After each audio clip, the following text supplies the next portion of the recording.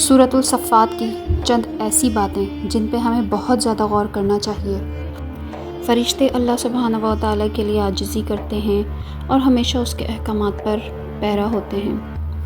کافر سردار اور ان کی پیروی کرنے والے قیامت کے دن آپس میں جھگڑیں گے اور اپنی گمراہی کا الزام ایک دوسرے پر ڈالیں گے۔ برے لوگوں کی دوستیاں تباہی اور ہلاکت کا ذریعہ ہیں، اس لیے ہمیں برے لوگوں کی دوستی سے بچنا چاہیے۔ مرنے کے بعد دوبارہ زندگی اور حساب و کتاب کا انکار کرنے والوں کے لیے جہنم کا ٹھکانہ ہوگا۔ اللہ تعالیٰ صاحب ایمان اور نیک بندوں کو دنیا اور آخرت دونوں میں بہترین بدلہ عطا فرمائے گا۔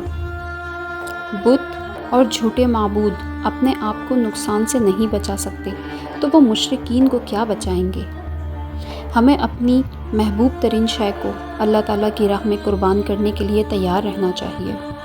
اللہ تعالیٰ کی تسبیح و تقدیس اور اس کے ذکر سے انسان کی پریشانیاں دور اور مشکلات حل ہوتی ہیں۔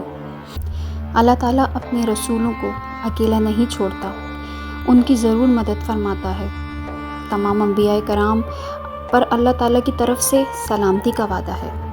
یہ سب سورہ صافات کی چند ہی باتیں ہیں، ویسے تو پورا قرآن ہی بھرا پڑا ہے علم و دانائی کی باتوں کے لیے۔ جزاک اللہ۔